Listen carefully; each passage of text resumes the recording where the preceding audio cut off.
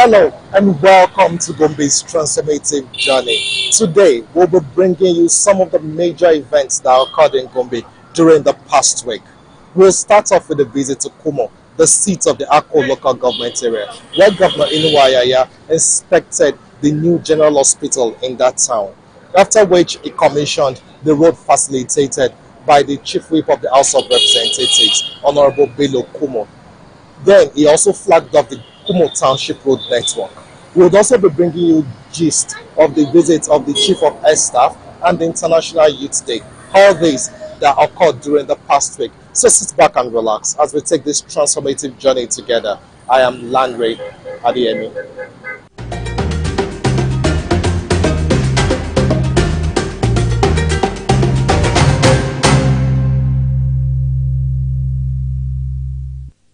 It was a busy week in Gombe State. Kumo Town, the seat of Akko local government area, was the start-off point. The town trooped out to welcome Governor Inuwayaya, accompanied by their illustrious son, Bello Kumo, who is also the Chief Whip of the House of Representatives. With a population of over 550,000, the healthcare needs are significant. The largest hospital in the town was in a state of disrepair. The Gombe State government decided to take a bold and decisive step not to refurbish the old inadequate structure, but to build a modern 200-bed facility, fit for purpose and well-equipped general hospital. We concluded that there was no option for us with regards to that hospital in Kumo, but to demolish it and start entirely a new one that will meet the state-of-the-art conditions to turn it into a modern hospital for secondary health care, especially in this senatorial district. And that was what we did. And what we saw is a completely new brand built to test, state-of-the-art 200-bed hospital that has all the equipment and that has all that entails to be a modern secondary health care facility in modern day Nigeria and indeed in the whole world. So I'm very happy with what I saw and I'm very proud of our achievement as a government and also as a team, particularly the Minister of Health and Dr. Habu Dairo, who has been able to steer the ship and take us to get to that level.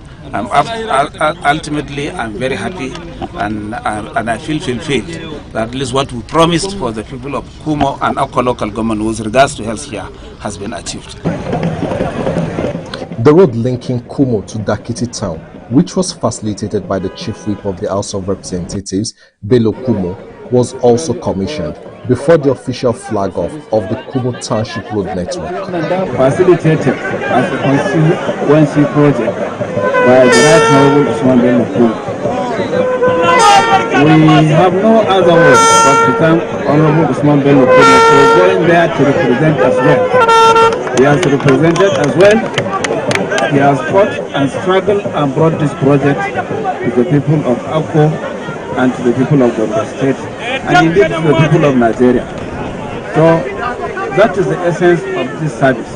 Represent your people so that whatever is there, they will be represented and they will take whatever is available for them to come home. And he has brought this home because he has you people that he is representing. So we thank you very much for going to struggle and fought enough through the thick and thin to bring this project to Gombe State. We thank you very well. There are many other representatives that did not do as much. That did not do anything. Thank you very much for what you've done, and we are really very grateful. I want to seize the opportunity to thank the federal government under the able leadership of President Bola Ahmed Tinubu, who facilitated through the novel budget process to source this fund for the project to be executed. And I want to assure the people that the President and the entire team are really standing by them in this hard time. I thank you very much, and let me seize the opportunity to commission the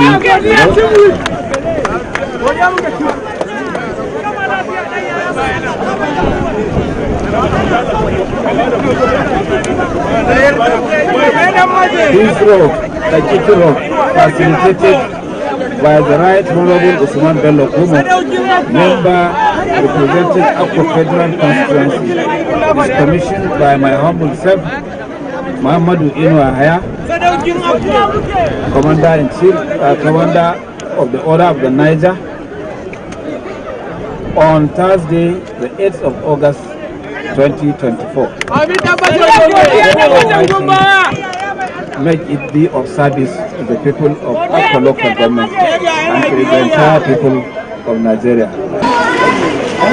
The inspection of construction work at the Akko local government secretariat was next.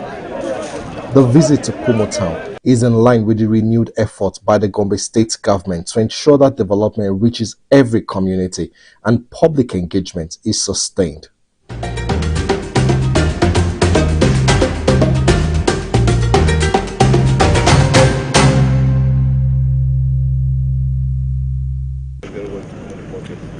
The Chief of Air Staff and other senior officers of the Nigerian Air Force visited Gombe during the week. The team inspected facilities at the base of the 109 Combat Reconnaissance Group. Before the assessment of infrastructure, welfare and equipment, the Chief of Air Staff paid a courtesy call on Gombe State Governor and to solicit assistance crucial to the operational effectiveness of the Air Force in the state. So I would like to express my gratitude to Your Excellency for your warm and supportive attitude towards the armed forces of Nigeria and particularly the Nigerian Air Force. And I would like to especially thank you and the state for also giving us the certificate of occupancy for the 230-acre parcel of land at the base. And this has really encouraged us and spurred us to do a lot more. But in order for us to, Your Excellency, establishing bases and making them functional is a very expensive business. And due to budgetary constraints, we are also unable to do it as fast as we can. And it's in the light of this, we'd like to make some specific requests to Your Excellency and the good people of Gombe State, so we can also more expediently operationalize and enhance facilities on that base. And one of such is in the area of infrastructure. We are doing a lot. We are building office accommodation as well as personnel accommodation, roads, and other infrastructure.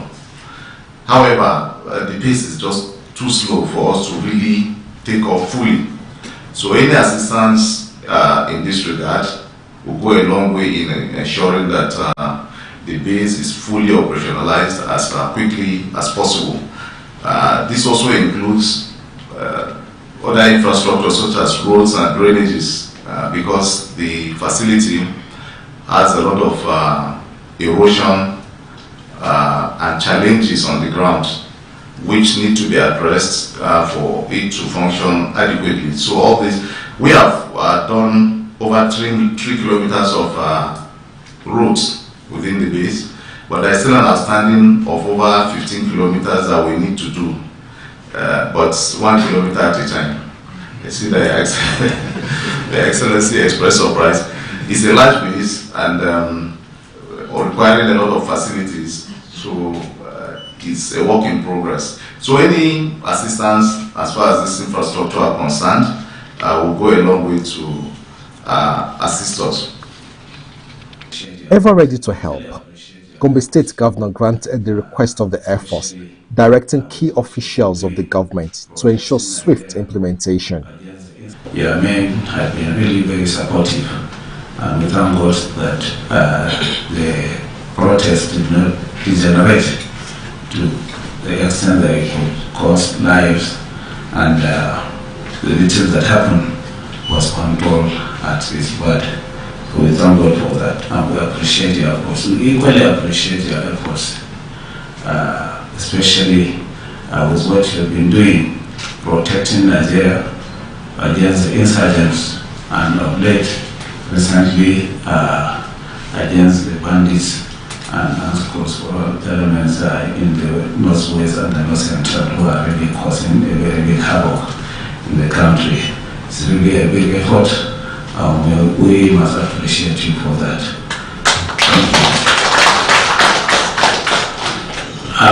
For Gombe, we will never forget. In fact, the time you came fully in 2019, towards the end of 2020, the first thing you did was to start with a medical outreach. That was really a big booster to the people. They knew that yes, your coming was not only to protect them, but equally to give them safety and security over their heads and their health. So we really appreciate, we will never forget that. And in fact, in that spirit that we said, okay, we found partners in progress. We'll do more to support you so that we'll be reaping from the benefit of your services as you come here. I've heard from you your request, and let me emphasize that with the first contact we had with the former Chief Sadiq, we supported wholly the idea of your coming and provided the land that you took off. And later on, we expanded, so we'll still expand more to give you accommodation. And with the recent one that you mentioned of the need for you to be having a buffer zone, I think the DG Godis is not sure, but outright I will direct him to work with you so that we shall put a head and not to go beyond wherever you may, because your place is the place of the future. That's the place you used to protect us, and without protection and security, nothing again will happen in terms of development and social upliftment of the people. So we shall do so, and we'll support you in the completion of these structures in whatever way. At least we'll join in hands. We'll ensure that we move together in tandem, and the Nigerians are given the required security and safety over their lives and property. Both leaders shared mutual commendation for efforts to resolve protests that started on the 1st of August. The Air Chief was emphatic that the armed forces are always ready to protect Nigeria's sovereignty. The Nigerian Air Force first officially established presence in Gombe State in 2015 with the 175 Detachment before establishing the 109 Reconnaissance Base in 2019.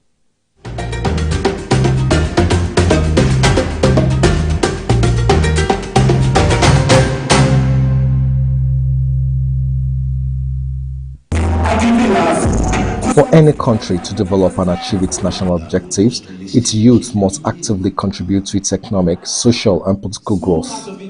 This is the conception at a gathering of young people from various strata of society focused on providing solutions to pressing national challenges. They say that this meeting became necessary because of the recent nationwide protest, which was mainly energized by young people. Now, rather than engaging in protest, these young Nigerians are leading the call for better governance, youth empowerment, and political reform in a more engaging way. As youth is to discuss our challenges and even ourselves discuss what ways can we solve those problems without even involving the government. Now I understand that a lot of youth has expectations from the government, but what we are doing here is empowering their minds to be creative and be innovative so that they can be able to create their own pathways to follow. They grew up in a digital era where at the click of a button they get an information. So they expect that Nigeria should be remote controlled. We want empowerment, then Nigeria begins to give them empowerment. Those people who are there do not understand what you're actually talking about. So we must create a platform where that dialogue takes place so that we are able to have a smooth transition. Otherwise, they see us differently, we see them differently. And so long as we don't understand and come together, we'll continue to have what?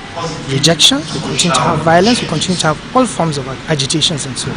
all of these social media handles that we take leverage on, instead of gossiping, spreading bad news and informations online, we can use them as vehicles to pass out great informations like this to the whole world. I think they have very great algorithm. You could post something now on TikTok and you're having close to 100 views.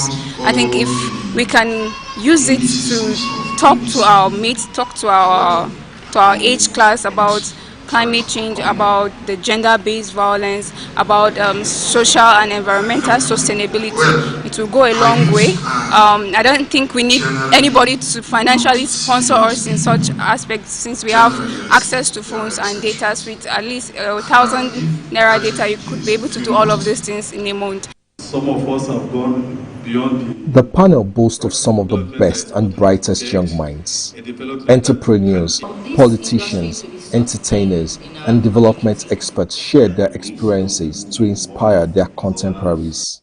Yusuf Maitomasule, the then ambassador in Kano, in trying to bring to our level as students the need for intergenerational collaboration once said, and he kept saying, I have followed him, that the new breed without the old breed breeds greed.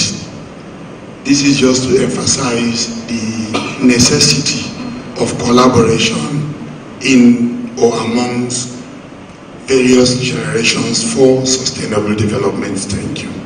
As a young person, must get involved in political activities, get involved, position yourself to such a time and place that you will be so elected to be part of the decision-making process. A former national lawmaker who delivered the keynote address drew inspiration from George Patton, the famous World War II American general. The best decision is the right decision. The second best decision is the wrong decision. And the worst decision is not making one at all. When you make the right decisions, you eat the fruits. When you make the wrong decisions, you learn one way not to do that again. Whether whether Tinubu's decisions were right or wrong, it is one way to either fulfill the first best decision or the second best decision. Now, President Tinubu has introduced several significant reforms aimed at reshaping Nigeria's economic and political landscape. Here are 9 of the most remarkable, and I'm going to just skip them so that we round up by what we have. Incidentally, unfortunately, so many of us do not look at those decisions, but we are swayed by temporary hardship and not what it is that lays ahead of us. Number 1, whether fuel subsidy existed or not, whether it is to our interest or not, this is the intent. One of Tinubu's most controversial yet significant reforms was the removal of fuel subsidy. Announced during his inaugural speech, this decision was aimed at reducing government spending and redirecting funds towards critical infrastructure. While it led to an immediate hike in fuel prices, the move was intended to encourage investment in the energy sector and reduce corruption associated with it. There is a character of the law and there is a spirit of the law. This is the intent of that decision, whether it is followed through or not. But I understand that what Nigerians want is, we don't know what is happening with whether there is scarcity, there is subsidy or not. We want to be able to access fuel as affordable, as cheap, and as we desire. The rest of it is determined by how we lead. Number 2, unification of the exchange rates. Tinubu's administration moved to unify Nigeria's multiple exchange rates. If you ask me, fuel subsidy removal wasn't the major problem, but rather the floating of the dollar. If only we can strengthen what we have as our potential economy, the Naira can only get stronger. I am happy the way Dangote fought to get crude oil service his refinery. I don't want to go into so much debates. We have crude oil, we do not have refinery. Countries who do not have crude oil have refineries. The dynamics of that conversation did not begin now, decades ago. It is up to us as Nigerians to chart a course and redefine what we call protests. Number 3, revitalization of the power sector. Recognizing the critical importance of stable electricity for economic growth, Tinubu has embarked on a reform agenda to address Nigeria's power sector challenges. What is important for a local man in Nigeria is for me to be in Tula and have access to power. That is what a Nigerian wants. Regardless of what you write as a reform, a poor man wants to see power 24/7. The medical doctor turned politician also shared some of his life experiences. I once took a decision in the House as a member of the National Assembly to pray for Nigeria, and I went around the 3 arms zone for 7 months, 7 times every month, and asked me what time I stepped out. 12 midnight. I could remember I told Honorable Bagos that I was going to do that, and he said, "The security officers will nab you, and what I don't like is for you to dare me when I have a conviction." And I said, that is the reason why I will do it. And I did it for 7 months. Nobody caught me. Anybody who understands the 3 arms zone, that is where you have the DSS, you have the police, and then you have the military officers. You have the ASOROG, you have the judiciary, and you have the SGF's office. I did that. Fast forward. Every 4 a.m., if you are a Muslim, please stand up. If you are a Muslim, please stand up.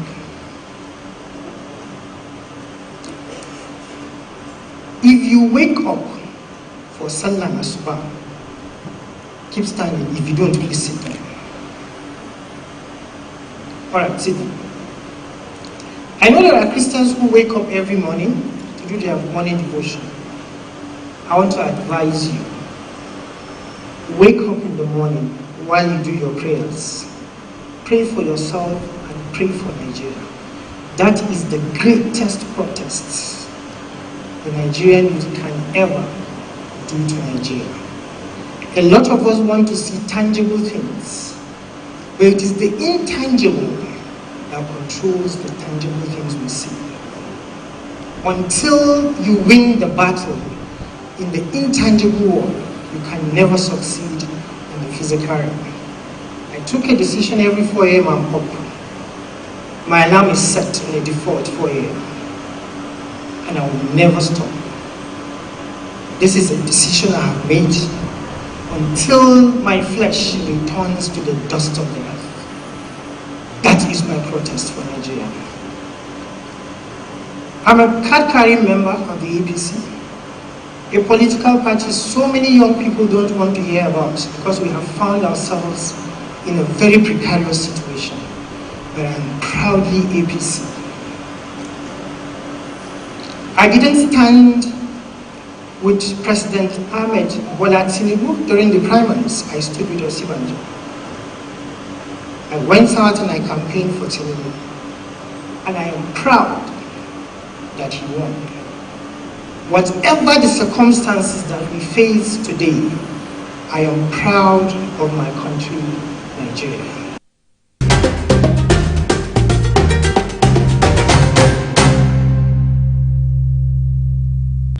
Gombe is indeed taking giant strides as it works towards creating inclusive growth and sustainable development, which every resident can be proud of.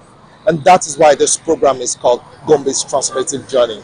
But if you miss any of our episodes, you can watch it again on our social media platforms. I am Landry Hadeyemi.